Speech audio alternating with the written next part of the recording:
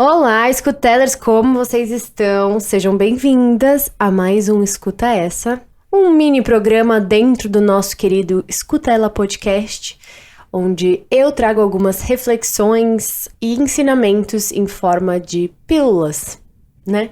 São episódios mais curtos, mas bem profundos. E assim, o episódio de hoje, ele é, assim, muito, mas muito importante. Por mais difícil que seja falar sobre temas como trauma, é a partir dessas conversas que a gente consegue curar não só nós mesmos, mas o todo também. Então, se você caiu aqui, eu tenho certeza que alguma coisa te chamou a partir deste título e que você precisa ouvir as coisas que vão ser trocadas aqui.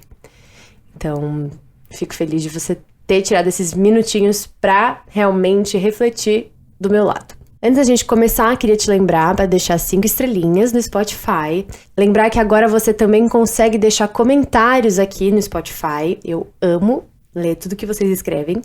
E também te convidar a compartilhar esse episódio nos seus stories para que mais pessoas possam escutar. E agora sim, bora escutar ela.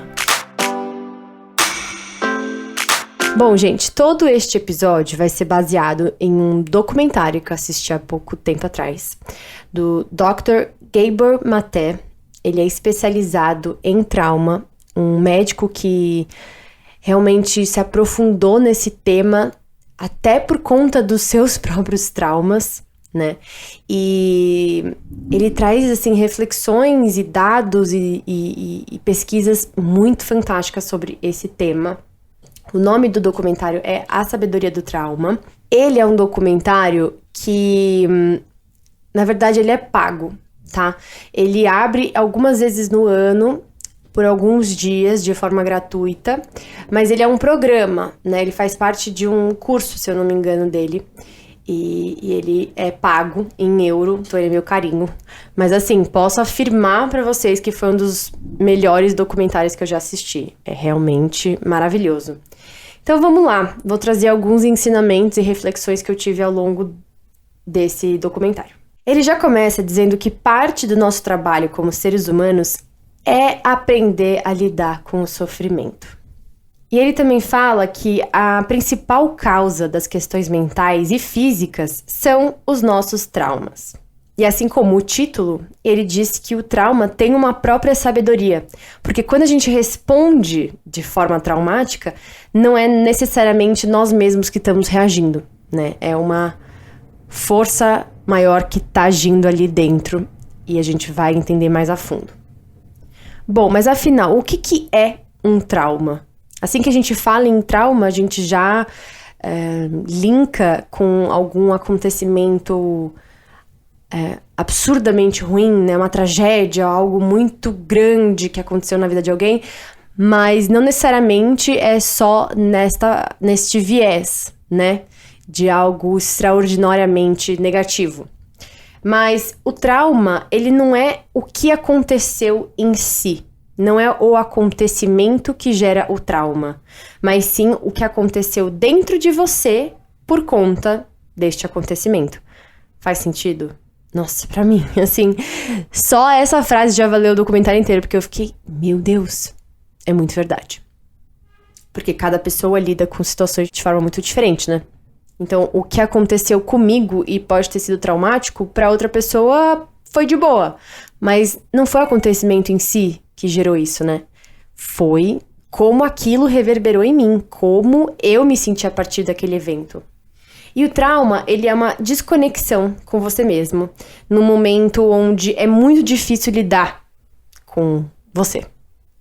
E aí, isso vai se tornando uma dinâmica, onde é tão difícil lidar com você mesma que você acaba se desconectando, né, de quem você é, da sua essência, e principalmente do que você sente. Se torna algo tão desafiador que as pessoas mais traumatizadas, assim, elas evitam sentir. E acaba perdendo o instinto natural. E por conta disso, às vezes a pessoa até inconscientemente acaba buscando situações perigosas para provocar esse sentir algo, sabe? Existem pesquisas que comprovam que o trauma consegue afetar diretamente a forma e o desenvolvimento do cérebro. Você tem noção disso? Assim, nas fotos dos exames, você percebe uma diferença na configuração mesmo do cérebro. Então, a gente tem o córtex pré-frontal, que é essa parte da frente aqui, né, da testa aqui, vamos dizer, do cérebro. É responsável para regular a forma com que a gente reage às coisas, interage no meio social, responde para o outro, né, se regula e até consegue gerar empatia. Agora, um parênteses para vocês entenderem um pouquinho mais do córtex pré-frontal. Quando a gente bebe, isso mesmo, quando a gente enche a cara, sabe aquela sensação? Quem nunca, né? Encheu a cara de álcool e aí fez coisas que nunca faria quando estivesse sóbrio, fala coisas que nunca falaria, age de uma forma completamente diferente. O álcool, né, em grandes quantidades, tem essa capacidade de inibir funções do córtex pré-frontal. Então aí a gente já entende um pouquinho do funcionamento dessa parte muito importante do cérebro, principalmente pra gente viver em sociedade, né? Então a pessoa traumatizada, ela também é afetada nessa parte. E aí, gente, quando estamos falando de infância, a coisa fica ainda mais profunda, né? Porque pensa, uma criança que já, né, tem experiências traumáticas desde muito nova, como que o cérebro dessa pessoa vai se formar ao longo dos anos, né? Porque vocês sabem que o cérebro, ele realmente se forma por completo quando a gente tem uns 25 anos, né? Então, assim, tem muita coisa para ser vivida.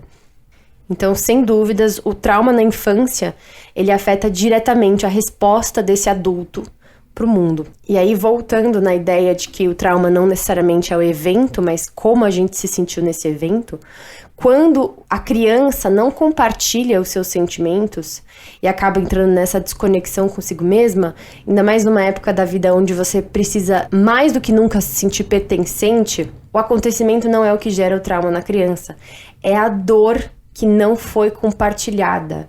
Então, a ausência, a solidão pode também gerar um trauma muito grande. Não só eventos trágicos. Então, no documentário tinha um homem que ele morava na rua e jovem, assim, devia ter uns 30 anos, e ele conta que ele teve uma infância, né, nos olhos dos outros, muito boa, tinha recursos financeiros, né, foi para escola particular, teve acesso até à faculdade, mas ao longo de toda a sua infância, ele teve pais muito ausentes. E ele nunca se sentiu parte da família. E isso reverberou em muitos aspectos dele, né, da história dele, a ponto de se sentir nessa desconexão tão grande de si mesmo, que aí ele foi parar nas drogas, né, foi o que eu comentei antes. A pessoa deixa de sentir as emoções e aí busca situações perigosas para reacender algo em si e muitas vezes encontrar um ânimo, né, um encantamento pela vida, só que são atalhos muito perigosos, né, as drogas, e aí acabou se perdendo, né, completamente e tava numa situação bem complicada, assim, né, no documentário.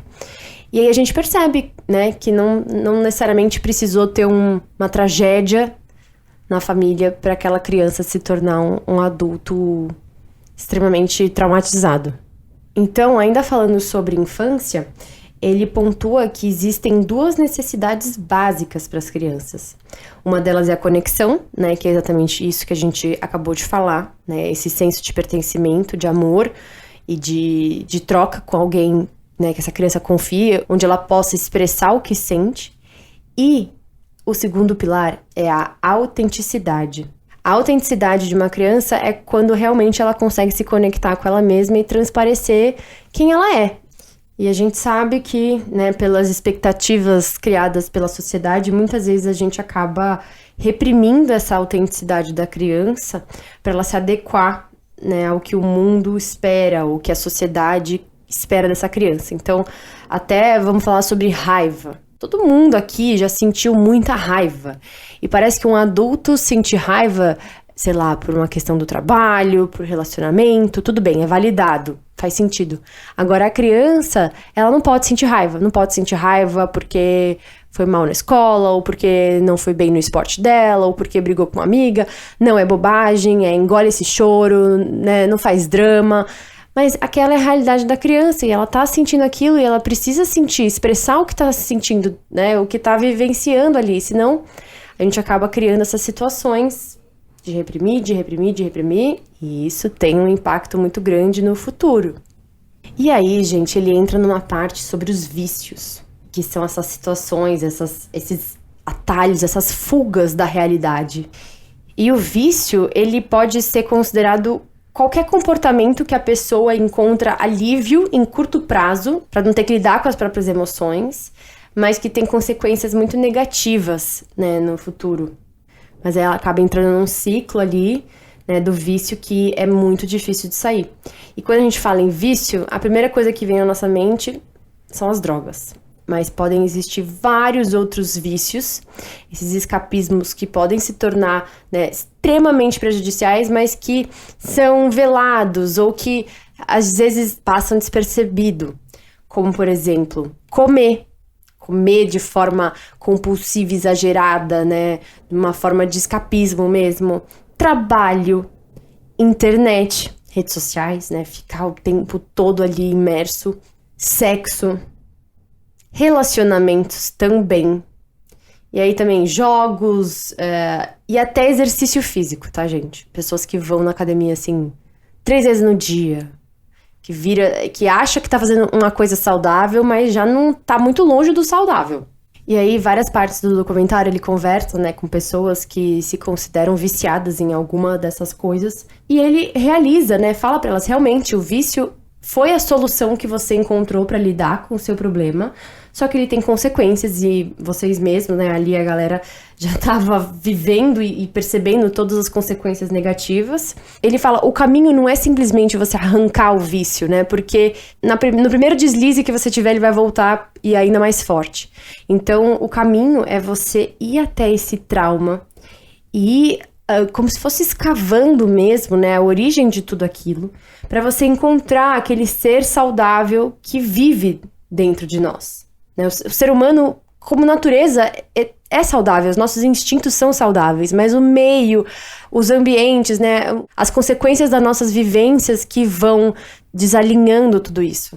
Tem uma imagem que ele mostra que é super forte, né, de um adulto, assim, um desenho, um cartoon, assim, de um adulto com uma criança por dentro, como se ela estivesse querendo sair, como se ela quisesse ser vista, né, e ainda vive aqui dentro, né, muitos de nós, todos os nossos traumas ali, dores, né, são crianças feridas, tentando ser vistas, né, ouvidas, respeitadas.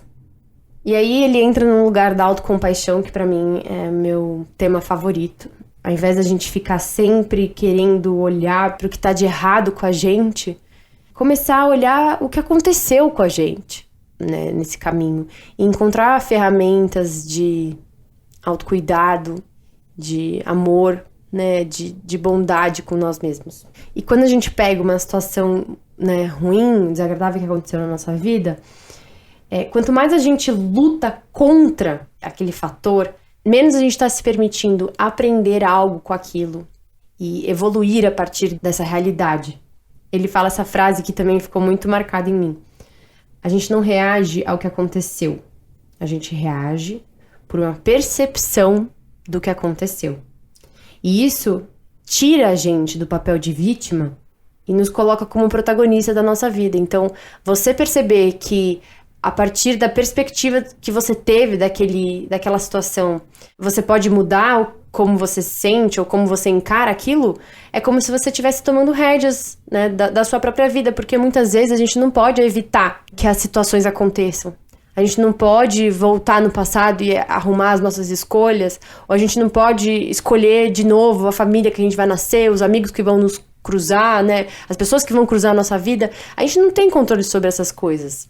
Mas a gente tem, sim, o poder da escolha de como encarar cada uma dessas situações. E óbvio que não é fácil, né?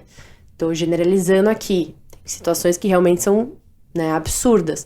Mas essa noção de que a gente pode escolher como encarar esses desafios da vida, isso dá mais autonomia. E aí ele finaliza com uma frase que foi a última que eu escrevi também. The energy of trauma becomes the energy of life. A energia do trauma se torna a energia da vida. Quantas pessoas também a partir dos seus traumas, quando conseguiram encontrar ferramentas e pessoas que ajudassem elas a passar por aquilo, né? Encontraram um valor muito maior para a vida, um sentido muito maior para tudo aquilo. Como a partir dessas situações de sofrimento, conseguiu se ressignificar tudo aquilo, tornando a vida muito mais cheia de propósito. Vocês entendem o que eu tô querendo dizer? Eu posso até dar um exemplo meu, né? Eu já compartilhei com vocês que eu tive muitas dificuldades na época da escola, né? Vivenciei bullying com várias meninas que me fizeram muito mal mesmo. E é aquilo, né, gente? Não é a situação, mas é como aquilo reverberou dentro de cada um de nós. Então, assim, só eu sei o quanto eu sofri, só eu sei. E isso não tá nas mãos de ninguém pra julgar. Ninguém tem esse poder de julgar o grau de sofrimento de cada um, né? Só a pessoa que viveu aquilo sabe. Então, foi muito difícil pra mim. E depois de alguns anos que eu saí da escola, foi quando eu comecei a ter altas crises de ansiedade. Eu perdi completamente a minha autonomia, né, da minha vida. Eu não conseguia fazer nada sozinha. Nada. Por anos, sempre tinha que ter alguém me acompanhando em qualquer lugar. E foi muito desafiador, assim. Então, quando eu consegui ter essa perspectiva de que eu poderia mudar essa realidade, a minha vida virou de ponta cabeça, ganhou um novo significado. Então, assim, eu só estou aqui fazendo o que eu faço, tendo escutar ela, o meu trabalho, tudo. Todo mundo que tá aqui escutando, sabe, que eu tô tentando ajudar de alguma forma. Eu só tô fazendo isso porque eu vivi coisas que foram muito desafiadoras, que foram muito traumáticas. E óbvio que aqui eu não tô romantizando a vivência de todo mundo, né? Cada um sabe os traumas que teve, cada um sabe os recursos que tem pra lidar com tudo isso, mas eu tô aqui pra dizer que é possível, né? É possível a gente ressignificar aquilo que a gente viveu de desafiador e transformar numa oportunidade, numa bênção mesmo. Teve um outro depoimento no documentário que foi mais ou menos assim, né? Uma mulher que teve depressão profunda por muitos anos e depois que ela saiu dessa situação, ela ganhou um novo significado da vida muito profundo. E aí ele fala essa frase: talvez a sua depressão, a sua ansiedade não tenha sido um fracasso na sua vida, mas sim um sucesso, porque te fez olhar pra dentro e transformar a si mesmo. Provavelmente eu não teria entrado no caminho do autoconhecimento se não fosse pela minha ansiedade. Então, hoje em dia, anos depois, né, hoje que eu estou muito mais regulada e tenho uma caixa de ferramentas muito grande e uma autoconfiança maior, eu consigo olhar para trás e ser muito grata por ter vivido tudo isso. Mas é lógico que quando eu tava ali no meio do tsunami, a última coisa que eu tava era grata. Eu só queria me livrar daquela sensação horrorosa. Então, se você tá vivendo um momento desafiador, primeiro, busque ajuda. Sabe? Busque conversar com alguém, um profissional. Não guarda pra você. Porque o trauma também tá nessa atitude de guardar tudo pra si, né? Então, expresse suas emoções com alguém que você confie, converse, escreva, sabe? Escrever ajuda muito. E tenha fé de que talvez essas situações desafiadoras estejam te levando pra um lugar mais luminoso. Mas pode demorar, não é da noite pro dia. Mas é isso, gente. Espero que vocês tenham gostado dessa profunda e poderosa reflexão. Mais uma vez, só relembrando, né, o nome do documentário é A Sabedoria do Trauma, do Dr. Gabor Maté. Muito incrível, tem livro também. E espero que vocês tenham gostado, espero que vocês tenham refletido alguma coisa profunda por aí. E saibam que vocês não estão sozinhos. Sempre existem várias pessoas dispostas a nos ajudar, a conversar e nos guiar, tá? Então não esquece de deixar aqui o seu comentário, compartilha lá nos stories, deixa 5 estrelinhas pra eu ficar bem feliz. E é isso, até o próximo episódio.